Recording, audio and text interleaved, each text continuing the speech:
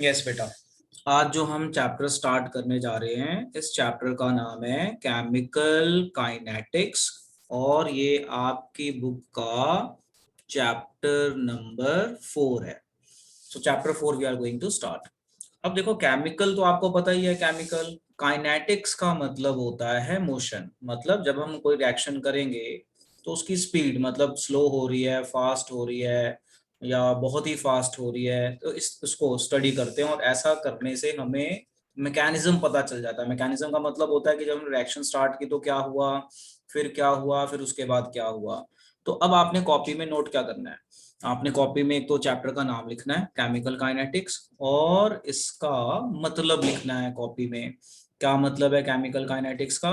Branch of science which deals with the study of rate of reaction and there mechanism. तो ये हो गई हमारी केमिकल काइनेटिक्स की डेफिनेशन। लिखिए कॉपी में। सो कोई आपसे पूछे कि व्हाट इज केमिकल काइनेटिक्स, तो नॉर्मल अपने माइंड में डाल लो। केमिकल का मतलब होता है केमिकल्स, काइनेटिक का मतलब मोशन। तो जब हम रिएक्शन करते हैं तो रिएक्शन किस तरह से हो रही है, कैसे कैसे क्या क्या उसके स्टेप हो रहे हैं, तो स्टेप्स देख रहे हो तो मैकेनिज्म हो गया, और स्पीड देख रहे हो तो rate of reaction. So rate of reaction को हम फिजिक्स में स्पीड के नाम से जानते हैं। तो रेट ऑफ रिएक्शन मतलब speed of reaction. So branch of science which deals with the study of rate of reaction and their mechanism। चलो नोट कर लो जरा इसको कॉपी में बेटा। अब हम आगे चलते हैं। तो अब जैसे मैंने बोला कि रेट ऑफ रिएक्शन को हम कहते हैं स्पीड, तो हम थोड़ा सा स्पीड देख लेते हैं क्या होती है। देखो फिजिक्स में स्पीड क्या होती है? Distance upon time. अब जो ये स्पीड है, स्पीड का फॉर्मूला आ गया डिस्टेंस अपॉन टाइम। अब हम इसको केमिस्ट्री में कन्वर्ट करते हैं। तो स्पीड को हम बोलेंगे रेट ऑफ रिएक्शन और सिंपली कहते हैं रेट। डिस्टेंस को हम रिएक्शन में कैसे मेजर करेंगे, मतलब डिस्टेंस को हम कहते हैं change in concentration of reactants और प्रोडक्ट। आर का मतलब रिएक्टेंट और पी का मतलब प्रोडक्ट है। तो change in concentration of reactant और product upon change in time. तो हमने क्या किया, हमने पीछे पढ़ा रेट ऑफ रिएक्शन, तो रेट को हम स्पीड कहते हैं, तो हमने स्पीड का फॉर्मूला लगाया और इसी फॉर्मूले को हमने केमिस्ट्री के हिसाब से मोल्ड कर दिया। तो स्पीड को रेट ऑफ रिएक्शन, डिस्टेंस को हमने change in concentration upon time. अब इसको ग्राफ से और इससे भी समझो। देखो मान लो हमारे पास एक रिएक्टेंट है, हम रिएक्शन कर रहे हैं और उसको प्रोडक्ट में चेंज कर रहे हैं। तो अब आप ध्यान से सुनना मैं क्या कह रहा हूं। जब मैं रिएक्शन को स्टार्ट करूंगा, स्टार्ट करने को कहते हैं T0। ठीक है, ध्यान से समझो मैं क्या कह रहा हूं कि जब मैं रिएक्शन को करूंगा स्टार्ट, मतलब मैंने किया स्टार्ट किया रिएक्शन को, तो इसकी कंसंट्रेशन होगी x, लेटर से x, और इसकी कंसंट्रेशन क्या होगी 0। मतलब जब मैं कोई भी रिएक्शन स्टार्ट करूंगा तो रिएक्टेंट होते हैं, प्रोडक्ट 0 होता है। After some time, after some time क्या होगा, यहाँ का कुछ हिस्सा प्रोडक्ट में चेंज हो जाएगा। सो लेटर से प्रोडक्ट हो गया इसको ना हम 1 ले लेते हैं ताकि समझना आसान हो जाएगा। लेटर से प्रोडक्ट हो गया x, तो रिएक्टेंट कितना रह गया 1 माइनस x। फिर पूरा टाइम हो गया, मतलब after the reaction is done. मतलब मान लो ये पहला स्टेप के रिएक्शन जब हमने स्टार्ट की, दूसरा स्टेप आफ्टर सम टाइम, और तीसरा after completion. After completion, completion मतलब खत्म हो गया, तो रिएक्टेंट 0 हो जाएंगे और प्रोडक्ट हो जाएगा 1। पहले x था, धीरे धीरे धीरे धीरे ये बढ़ेगा। तो हमने क्या देखा कि जब भी हम रिएक्शन स्टार्ट करेंगे तो रिएक्टेंट्स होंगे ज्यादा, प्रोडक्ट होंगे कम। जैसे जैसे टाइम बीतता जाएगा प्रोडक्ट बढ़ता जाएगा, रिएक्टेंट डिक्रीज होते जाएंगे। जैसे ऐसे सपोज कर लो कि मम्मी ने रोटी बनानी है, तो मम्मी आटा गूंदेगी, तो आटा गूंद लिया वो हो गया रिएक्टेंट। अब मम्मी ने रोटी बनानी शुरू की, तो रोटी बनानी शुरू की, तो रोटी है प्रोडक्ट। तो अभी शुरू कर रहे हैं कि नहीं, तो कर रहे हैं, तो रिएक्टेंट ज्यादा है, रोटियां कम है, यानी 0। कुछ टाइम बीता, कुछ रोटियां बन गई, आटा कम हो गया। अब रोटी बनानी कंप्लीट हो गई, यानी जितने आटे थे वो सारे रोटी में कन्वर्ट हो गए, यानी रिएक्टेंट खत्म, प्रोडक्ट मैक्सिमम। तो इसी को हमने ग्राफ में रिजॉल्व किया है। देखो ग्राफ में कैसे बनाया, हमने एक तरफ ले लिया रिएक्टेंट और एक तरफ ले लिया टाइम, रिएक्टेंट की कंसंट्रेशन।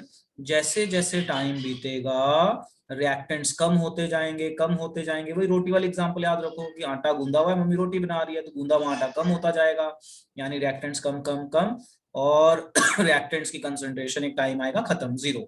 और उसी तरह अगर आप प्रोडक्ट को कंपेयर करो तो शुरू में प्रोडक्ट होता है 0, शुरू में 0, जैसे जैसे टाइम बीतेगा प्रोडक्ट बढ़ता जाएगा बढ़ता जाएगा बढ़ता जाएगा और एक मैक्सिमम वैल्यू पे पहुंच के रुक जाएगा, यानी मैक्सिमम।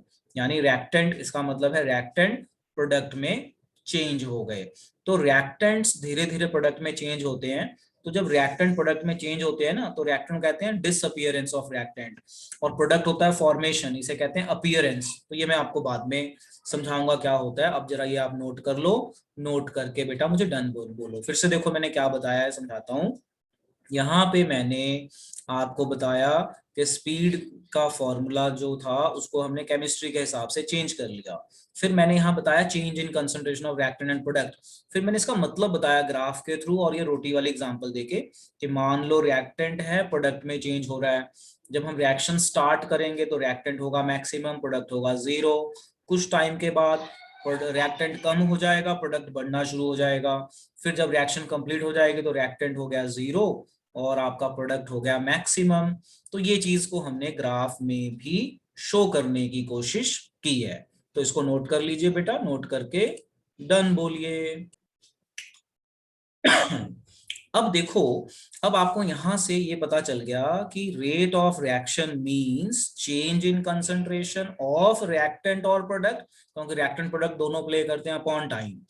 अब इस फॉर्मूले को हम प्रॉपर लिखते हैं और इसकी यूनिट्स और बाकी चीजें देखते हैं। तो देखो, अब रिएक्टेंट्स जब प्रोडक्ट में चेंज होगा तो हमें उसकी रेट लिखनी है। तो रेट का फॉर्मूला हम पीछे पढ़ के आए हैं, rate means change in concentration of R मतलब रिएक्टेंट और पी मतलब प्रोडक्ट, है ना। रिएक्टेंट का पूछा है तो रिएक्टेंट लिख लीजिए, प्रोडक्ट पूछा है तो प्रोडक्ट लिख दीजिए, upon change in time. Change को, अब इस फॉर्मूले को थोड़ा सा शॉर्ट कर लेते हैं। तो रेट ऑफ रिएक्शन को शॉर्ट में रेट कहते हैं, चेंज को डेल्टा कहते हैं, change delta, delta is change. Concentration को ब्रैकेट कहते हैं, रिएक्टेंट की बात होगी तो रिएक्टेंट, प्रोडक्ट की बात होगी तो product, upon change in time. तो ये जो बड़ा थ्योरेटिकल फॉर्मूला था ये छोटा बन गया, एक फॉर्मूला मैथमेटिकल फॉर्मूला बन गया। तो यहां पता चल गया कि rate is equal to change in concentration, ये ब्रैकेट है, अपॉन चेंज इन टाइम। अब हम यहाँ पे थोड़ा सा मैथ्स इन्वॉल्व कर लेते हैं। मैथ्स कैसे, डेल्टा बाय डेल्टा है तो डेल डेल हो जाए कहीं पे तो इसे डिफरेंशियल रेट कहते हैं। यानी जो ये हमने फॉर्मूला लिखा है ना, इस इक्वेशन को हम डिफरेंशियल रेट मेथड कहते हैं, डिफरेंशिएशन। फिजिक्स में हम पढ़ते हैं ना डिफरेंशिएशन, डी वगैरह लगा के, तो ये डेल्टा आ गया तो डी हो गया। तो इसी इक्वेशन को हम और किस नाम से जानते हैं, differential rate equation, also called average rate of reaction. इसी फॉर्मूले को और क्या कहा जाता है, एवरेज रेट। अब कोई आपसे पूछ ले define average rate of reaction, तो आप बोलिए it is change in concentration in per unit change in time. अगर कोई आपसे पूछ ले define average rate of reaction, ये फॉर्मूला लिख दीजिए और थ्योरी में क्या लिखिए, it is defined as change in concentration of reactants और प्रोडक्ट्स पर यूनिट टाइम, बस per unit time average rate हो गया। अब हम इसकी यूनिट्स की बात कर लेते हैं। देखो, कंसंट्रेशन, ये जो ब्रैकेट है ना, ब्रैकेट कंसंट्रेशन, तो कंसंट्रेशन की यूनिट होती है मोल पर लीटर, टाइम की यूनिट होती है सेकंड। तो हमारी रेट ऑफ रिएक्शन की क्या यूनिट बन गई, मोल पर लीटर पर सेकंड। आगे बात समझ में। और इसको हमने शॉर्ट में डिफरेंशियल मेथड कह दिया, और क्या नाम दे देते हैं, एवरेज रेट ऑफ रिएक्शन।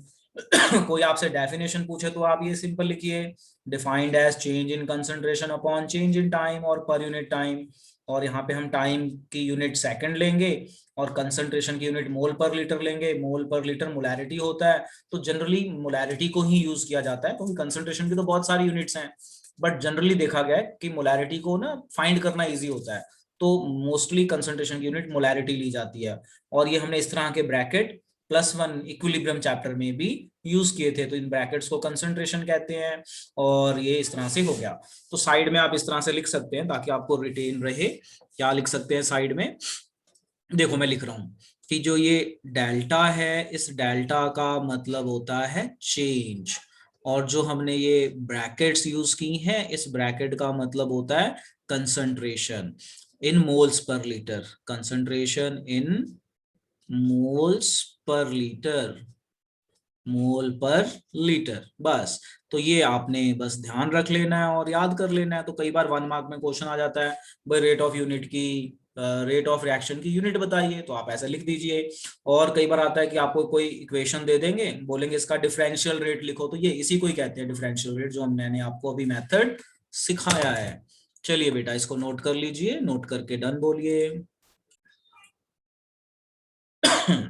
तो अब हमने ये बेटा सीख लिया कि डेल्टा का मतलब क्या है, ये ब्रैकेट का मतलब क्या है, और क्या क्या यूनिट्स होंगे, ये हमने सीख लिया। हमने ये भी सीख लिया कि जो ये हमने फॉर्मूला बनाया है, इस रेट ऑफ रिएक्शन को डिफरेंशियल रेट भी कहते हैं और एवरेज रेट भी कहते हैं, ये याद रखना बहुत जरूरी है।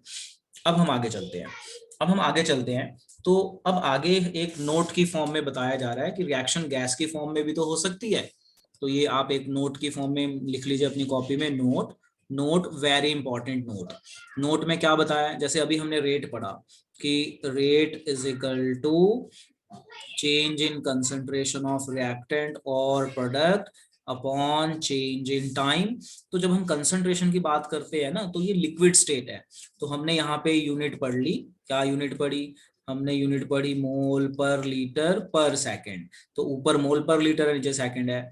बट अब हम बात करने जा रहे हैं गैस की। मान लो गैस से रिएक्शन हुई है, कि आपने गैस को डाला है ना, गैसेस की रिएक्शन हो गई। तो गैस की रिएक्शन हो गई, तो ये जो कंसंट्रेशन है, इसकी जगह टर्म आ जाएगा प्रेशर। सो रेट क्या आएगा, चेंज इन प्रेशर। ठीक है, तो यहाँ पे ऊपर टर्म आ जाएगा change in pressure upon change in time. और प्रेशर की यूनिट पास्कल, एटमॉस्फेयर बार, तो एटमॉस्फेयर ली जाती है। तो ऊपर वाले की यूनिट बन गई एटमॉस्फेयर और नीचे की यूनिट बन गई सेकंड। तो यूनिट हमारी आ गई एटमॉस्फेयर पर सेकंड। नोट कर लो कि नॉर्मली जो हम रिएक्शंस करेंगे वो लिक्विड स्टेट में करेंगे। तो जब हम लिक्विड स्टेट में रिएक्शन करेंगे तो कंसंट्रेशन लेंगे। बट अगर गैस में आ गया तो कंसंट्रेशन तो होएगी नहीं, फिर हमें प्रेशर की टर्म में मेजर करना पड़ेगा। Change in pressure of reactant upon और product upon change in time. तो प्रेशर आ गया तो प्रेशर की यूनिट एटमॉस्फेयर ले लेनी है अपॉन सेकंड। तो ये बन जाएगा एटमॉस्फेयर पर सेकंड। तो बस इसको नोट कर लीजिए। और गैसेस रिएक्शन के लिए बता दिया, ये नॉर्मल था। गैसेस के लिए क्या होगा, तो ये लाइन नोट कर लीजिए, और इसको मन करता तो नोट कर लीजिए, नहीं तो कोई जरूरत नहीं है इसको नोट करने की। सिंपल आप ये नोट कर लें कि अगर रिएक्शन गैसियस स्टेट में हुई है तो मोल पर लीटर नहीं होएगा, फिर एटमॉस्फेयर पर सेकंड हो जाएगा। मोल पर लीटर की जगह एटमॉस्फेयर, और टाइम तो सेकंड में ही रहेगा। तो ये बन जाएगी रेट इक्वेशन की यूनिट्स। यस, तो अभी हमने ये पढ़ लिया कि रिएक्शन अगर लिक्विड स्टेट में है तो यूनिट्स इस तरह से आ जाएंगी, गैसियस स्टेट में तो इस तरह से आ जाएगी। अब हम कुछ क्वेश्चंस करके देख लेते हैं और इस फॉर्मूले को यूज करके देखते हैं। अब देखो ये क्वेश्चन सबसे सिंपल क्वेश्चन है। A changing to B, right it's rate of reaction. A को हम बी में चेंज कर रहे हैं और कह रहे हैं कि इसका आप रेट ऑफ रिएक्शन बताइए। तो हमने क्या किया, ए चेंजिंग टू बी, हमें रेट का फॉर्मूला पता है, change in concentration of A और is equal to change in concentration of B. अब देखो ध्यान से, जो हमारी रेट ऑफ रिएक्शन है ना, मैंने पीछे पढ़ा के आया हूं आपको कि ये हम रिएक्टेंट के लिए भी लिख सकते हैं और प्रोडक्ट के लिए भी लिख सकते हैं। और इसमें इक्वल टू लगेगा। मान लो 2 रिएक्टेंट है, 4 रिएक्टेंट है, या 2 प्रोडक्ट है, तो इसमें सब कुछ इक्वेट होता है, एक दूसरे के साथ ही इक्वेट होती हैं। तो जब भी रिएक्शंस होती है ना, तो एक रिएक्टेंट दूसरे के साथ इक्वेट होता है, वो फिर प्रोडक्ट के साथ इक्वेट होता है, वो आगे इक्वेट होता है। तो इसमें हम हर चीज इक्वल टू में शो करते हैं। तो देखो इस रिएक्शन का हमने बनाया rate is equal to minus, minus मतलब रिएक्टेंट्स। पहचान है कि मुझे कैसे पता चलेगा कि ये जो मैंने फॉर्मूला लिखा है रिएक्टेंट के लिए है, माइनस लगाएंगे तो रिएक्टेंट के लिए है, प्लस लगाएंगे तो प्रोडक्ट है। तो rate is equal to minus delta change in concentration of reactant upon change in time is also, rate is also equal to change in concentration of product upon change in time। अब minus का मतलब reactant है। अच्छा, अब paper में कई बार ना एक नंबर में आता है ये माइनस का सिग्निफिकेंस क्या है। तो अभी मैं थोड़ी देर पहले आपको बताया था कि जैसे जैसे रिएक्शन आगे जाएगी तो रिएक्टेंट्स कम हो जाते हैं, तो कम होने को माइनस कहते हैं, और प्रोडक्ट्स बढ़ते रहते हैं तो बढ़ने को पॉजिटिव कहते हैं। तो देखो क्या लिखा है, what is the significance of minus sign in this rate equation और differential rate equation. It shows decrease in concentration of reactants with increase in time, कि जैसे जैसे टाइम बढ़ेगा ये कंसंट्रेशन कम होती जाएगी। तो माइनस का मतलब होता है decrease in concentration of reactants with increase in time. आगे बात समझ में? चलिए इसको नोट कर लीजिए, वेरी वेरी इंपॉर्टेंट। ओके, तो अब हमने ये एक सिंपल क्वेश्चन कर लिया, अब हम क्वेश्चन में और आगे चलते हैं और थोड़े डिफिकल्ट क्वेश्चन ट्राई करते हैं, थोड़े से अपर लेवल के।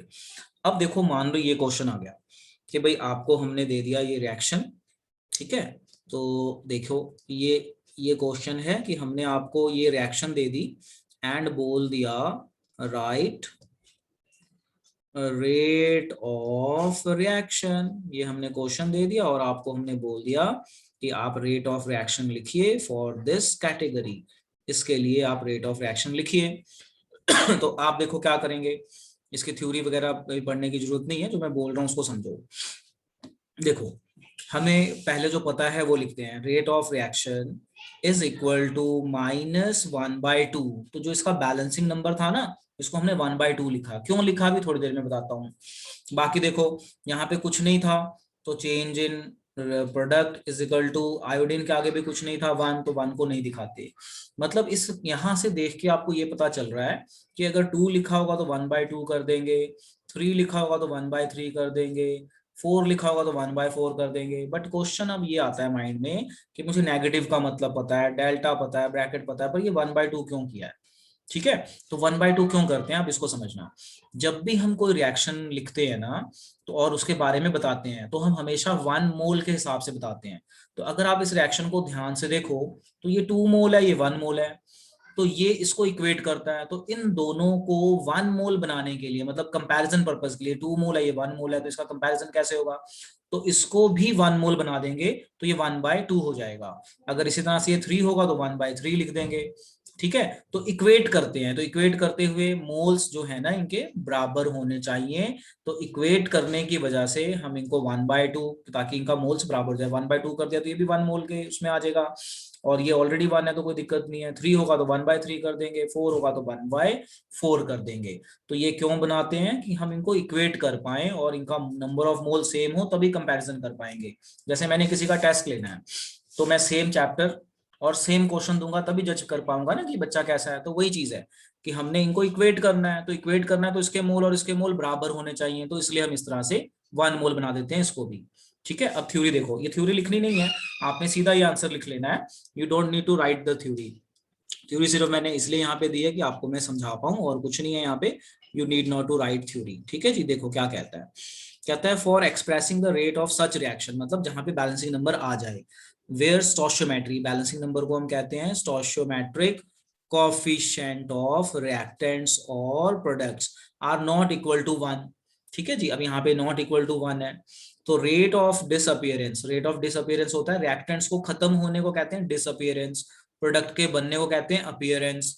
और rate of appearance of product is divided by the respective stoichiometric coefficient, since rate of consumption of HI is twice the rate of consumption of H2 और I2 to make them equal. यानी हमने equal बनाना है, इसलिए हम equate कर देते हैं, इसलिए इसको डिवाइड बाय 2, 3 होगा तो डिवाइड बाय 3। तो आपने ये कोई थ्योरी नहीं लिखनी, आपने ये क्वेश्चन, उसके बाद सीधा ये आंसर लिख देना है, दैट्स इट। और कोई क्वेश्चन है तो आप पूछ सकते हैं, और नोट इट डाउन बच्चों। चलो, अब हमें ये पता चल गया कि हमने ये रेट लिखनी है तो हम किस तरह से लिखेंगे। अब आगे चलते हैं।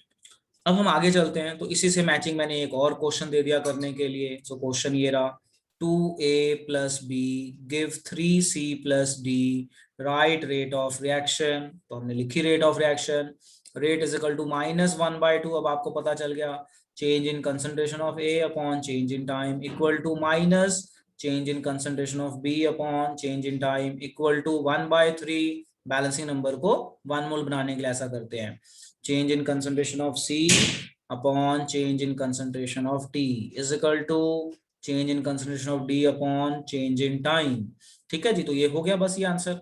अब यहाँ पे याद रखना है कि जो रिएक्टेंट है ना वो धीरे धीरे खत्म होते हैं, तो खत्म होने को कहते हैं डिसअपियरेंस। तो कई बार ना रेट ऑफ रिएक्शन को इस तरह से कह देते हैं कि राइट रेट ऑफ डिसअपियरेंस, मतलब सिर्फ रिएक्टेंट के लिए लिखो, तो सिर्फ रिएक्टेंट के लिए लिख देना, माइनस लगा के छोड़ देना। और प्रोडक्ट का क्या होता है कि शुरू में ये जीरो होते हैं, बाद में ये बनने लग जाते हैं, तो बनने को कहते हैं अपीयरेंस। कोई चीज फॉर्म हो रही है तो अपीयर, कोई चीज खत्म हो रही है तो डिसअपियरेंस। जैसे मम्मी रोटी बना रही है तो आटा खत्म हो रहा है, मतलब आटा कम होता जा रहा है धीरे धीरे, और रोटी बनती जा रही है, तो रोटी बन रही है वो अपीयरेंस, आटा खत्म हो रहा है वो डिसअपियरेंस। तो रिएक्टेंट्स को कहते हैं रेट ऑफ डिसअपियरेंस, मतलब rate of reaction for reactant called rate of disappearance. Product बनता है तो कॉल्ड रेट ऑफ अपीयरेंस। चलिए इसको नोट कर लीजिए। यस, अब हमने एक ये क्वेश्चन देख लिया, अब अगला क्वेश्चन, अब अगला टॉपिक कर, मतलब अगला क्वेश्चन करने से पहले अब मैंने एक चेंज बताना है इसी के अंदर। देखो अब हमारी हेडिंग है, हेडिंग का नाम है इंस्टेंटेनियस रेट ऑफ रिएक्शन। आप समझना ध्यान से, इंस्टेंटेनियस रेट और पीछे हम सीख के आए हैं एवरेज रेट, इनमें कोई फर्क नहीं है, बहुत थोड़ा सा फर्क है। क्या फर्क है पहले एग्जांपल देके समझाता हूँ फिर नोट करेंगे। देखो जैसे मान लो मैंने 5-6 टॉपिक कराए अभी, और अभी सुनने शुरू कर दिए, जैसे बताया सुन लिया, बताया सुन लिया, तो हम इसको बोलेंगे इंस्टेंट टेस्ट। समझ में आ रहा है क्या कह रहा हूँ? इंस्टेंट टेस्ट मतलब पढ़ाया साथ के साथ सुन लिया। आज पढ़ाया, 2 दिन बाद टेस्ट लिया, तो आपको टाइम गैप ज्यादा मिल गया। तो टाइम गैप ज्यादा मिल जाए तो उसे कहते हैं एवरेज रेट। तो हम पीछे ये वाले फॉर्मूले पढ़ के आए थे, तो इस वाले फॉर्मूले को हम कहते हैं एवरेज रेट ऑफ रिएक्शन। क्या कहते हैं? Average rate of reaction. अब इसी फॉर्मूले को इस तरह से लिख दो, बस इस डेल्टा की जगह डी लगा दो। डी, इस डेल्टा का मतलब होता है बिग चेंज, और ये डी का मतलब होता है स्मॉल चेंज। ये भी डेल्टा है, इसका मतलब होता है स्मॉल चेंज। कि जब टाइम गैप कम हो, जैसे मैंने अभी कराया अभी के अभी सुन लिया, जैसे मैं सुनता रहता हूँ, टॉपिक करवाया साथ के साथ कई बार सुनता रहता हूँ अंकित का नाम लेके, तो वो इंस्टेंट रेट है। और जब मैं टेस्ट लेता हूँ, भाई चैप्टर खत्म हो गया, कल टेस्ट लेंगे या नेक्स्ट क्लास में टेस्ट लेंगे, तो वो एवरेज रेट हो गई। बात समझ में आ गई? तो इंस्टेंटेनियस रेट और एवरेज रेट के फॉर्मूले में कोई फर्क नहीं है, सिर्फ डेफिनेशन में और डिनोशन में थोड़ा सा फर्क है। कि अगर हमने ये ट्राइंगल वाला डेल्टा लगाया तो एवरेज रेट को डिनोट करता है, और अगर ये डी वाला डेल्टा लगा दिया तो ये इंस्टेंट रेट और इंस्टेंटेनियस रेट। मतलब आप समझ गए हैं मैं क्या कह रहा हूं? कि मैंने अभी करवाया और अभी सुनना शुरू कर दिया, करवाया सुन लिया, करवाया सुन लिया, तो वो इंस्टेंट रेट हो गई। आज करवा रहा हूँ, कल करवा रहा हूँ, बोल रहा हूँ 2 दिन बाद टेस्ट लूंगा, तो वो हो जाएगी हमारी एवरेज रेट। और इसके देखो मैंने डेफिनेशन भी लिखी हुई है इंस्टेंटेनियस की। It is change in concentration of reactant और product in very small interval of time. यानी आपका टाइम गैप बहुत कम है, जैसे अभी करवाया अभी सुन लिया, तो टाइम गैप कम है, इंस्टेंट टेस्ट हो गया या इंस्टेंट रेट हो गई। 2 दिन बाद करवाया तो टाइम ज्यादा मिल गया आपको। तो ये वाला जो फॉर्मूला है, ये फॉर्मूला डिनोट करता है average average rate of reaction. और अगर हम इस डेल्टा की जगह ये डी लगा दें तो ये डिनोट करता है इंस्टेंटेनियस रेट ऑफ रिएक्शन। तो इंस्टेंट छोटे में लिख देते हैं, instantaneous rate of reaction short में मैंने ऐसे लिख दिया। ना तो डेफिनेशन में कोई खास फर्क है, ना फॉर्मूले में कुछ फर्क है, बस स्मॉल इंटरवल को हमने डेल्टा, डेल्टा मतलब दोनों ही डेल्टा है, ट्राइंगल की जगह डी से डिनोट कर देना है, दैट्स इट। चलिए इसको नोट कीजिए, और नोट करके मुझे डन बोलिए, और उसके बाद हम ये क्वेश्चन प्रैक्टिस करने वाले हैं। ये क्वेश्चन अब आप प्रैक्टिस करेंगे। आज की मीटिंग में इतना हो पाएगा, फिर अभी दूसरी मीटिंग में करते हैं बाकी क्वेश्चन।